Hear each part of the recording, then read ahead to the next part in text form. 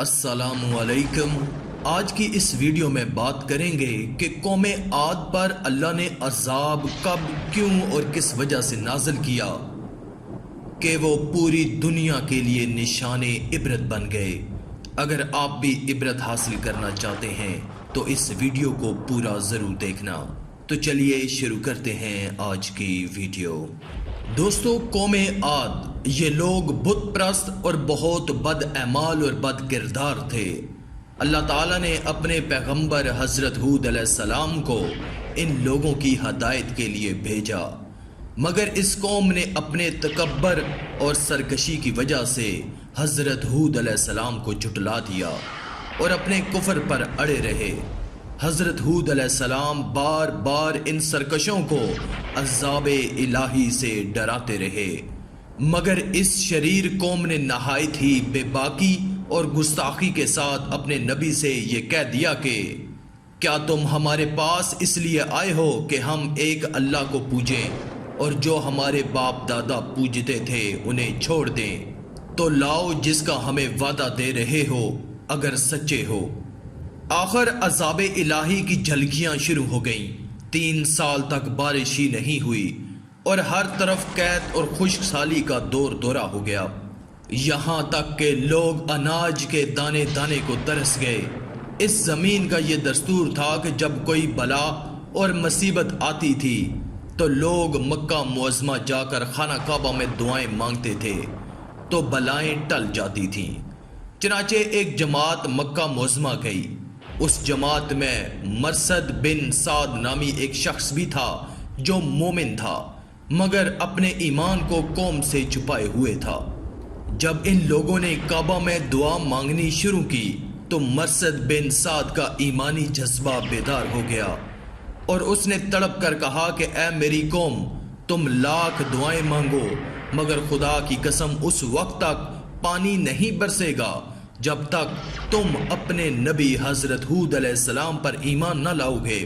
حضرت مرثد بن سعد نے جب اپنا ایمان ظاہر کر دیا تو قوم عاد کے شریروں نے ان کو مار پیٹ کر الگ کر دیا اور دعائیں مانگنے لگے۔ اس وقت اللہ تعالیٰ نے 3 بدلیاں بھیجی، ایک سفید، ایک سرخ، ایک سیاہ، اور آسمان سے ایک آواز آئی کہ اے قوم عاد، تم لوگ اپنی قوم کے لیے ان 3 بدلیوں میں سے ایک بدلی کو پسند کر لو۔ ان لوگوں نے کالی بدلی کو پسند کر لیا اور یہ لوگ اس خیال میں مگن تھے کہ کالی بدلی خوب زیادہ بارش دے گی۔ چنانچہ وہ ابر سیاہ قوم عاد کی آبادیوں کی طرف چل پڑا۔ قوم عاد کے لوگ کالی بدلی کو دیکھ کر بہت خوش ہوئے۔ حضرت ہود علیہ السلام نے فرمایا کہ اے میری قوم، دیکھ لو عذاب الہی ابر کی صورت میں تمہاری طرف بڑھ رہا ہے۔ مگر قوم کے گستاخوں نے اپنے نبی کو جھٹلا دیا اور کہا کہ کہاں کا عذاب اور کیسا عذاب، یہ تو بادل ہے جو ہمیں بارش دینے کے لیے آ رہا ہے۔ یہ بادل پچھم کی طرف سے آبادیوں کی طرف بڑھتا رہا اور ایک دم ناگہاں اس میں سے ایک آندھی آئی جو اتنی شدید تھی کہ اونٹوں کو ان کے سواروں کے ساتھ اڑا کر کہیں سے کہیں پھینک دیا۔ پھر اتنی زوردار ہو گئی کہ درختوں کو جڑوں سے اکھاڑ کر اڑا لے جانے لگی۔ یہ دیکھ کر قوم عاد کے لوگوں نے اپنے سنگین محلوں میں داخل ہو کر دروازوں کو بند کر لیا، مگر آندھی کے جھونکے نہ صرف دروازوں کو اکھاڑ کر لے گئے بلکہ پوری عمارتوں کو جھنجھوڑ کر ان کی اینٹ سے اینٹ بچا دی۔ 7 رات اور 8 دن مسلسل یہ آندھی چلتی رہی، یہاں تک کہ قوم عاد کا ایک ایک آدمی مر کر فنا ہو گیا اور اس قوم کا ایک بچہ بھی باقی نہ رہا۔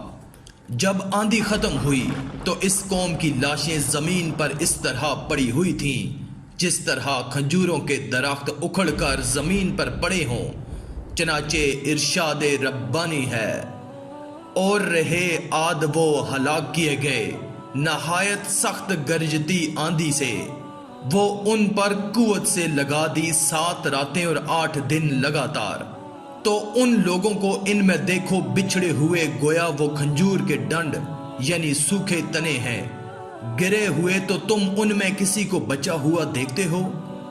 پھر قدرت خداوندی سے کالے رنگ کے پرندوں کا ایک غول نمودار ہوا جنہوں نے ان کی لاشوں کو اٹھا کر سمندر میں پھینک دیا، اور حضرت ہود علیہ السلام نے اس بستی کو چھوڑ دیا اور چند مومنین کو جو ایمان لائے تھے ساتھ لے کر مکہ مکرمہ چلے گئے اور آخری زندگی تک بیت اللہ شریف میں عبادت کرتے رہے۔ قرآن کریم کے اس دردناک واقعے سے یہ سبق ملتا ہے کہ قوم عاد جو بڑی طاقتور اور قد آور قوم تھی، اور ان لوگوں کی مالی خوشحالی بھی نہایت مستحکم تھی، کیونکہ لہلہاتی کھیتیاں اور ہرے بھرے باغات ان کے پاس تھے۔ پہاڑوں کو تراش تراش کر ان لوگوں نے گرمیوں اور سردیوں کے لیے الگ الگ محلات تعمیر کیے تھے۔ ان لوگوں کو اپنی کثرت اور طاقت پر بڑا اعتماد اور اپنے سامان عیش و عشرت پر بڑا ناز تھا، مگر کفر اور بدعمالیوں بدکاریوں کی نحوست نے ان لوگوں کو قہر الہی کے عذاب میں اس طرح گرفتار کر دیا کہ آندھی کے جھونکوں اور جھٹکوں نے ان کی پوری آبادی کو جھنجھوڑ کر چکنا چور کر دیا، اور اس پوری قوم کے وجود کو صفحہ ہستی سے اس طرح مٹا دیا کہ ان لوگوں کی قبروں کا بھی کہیں نشان باقی نہ رہا۔ تو پھر بھلا ہم لوگوں جیسی کمزور قوموں کا کیا ٹھکانہ ہے کہ عذاب الہی کے جھٹکوں کی تاب لا سکیں؟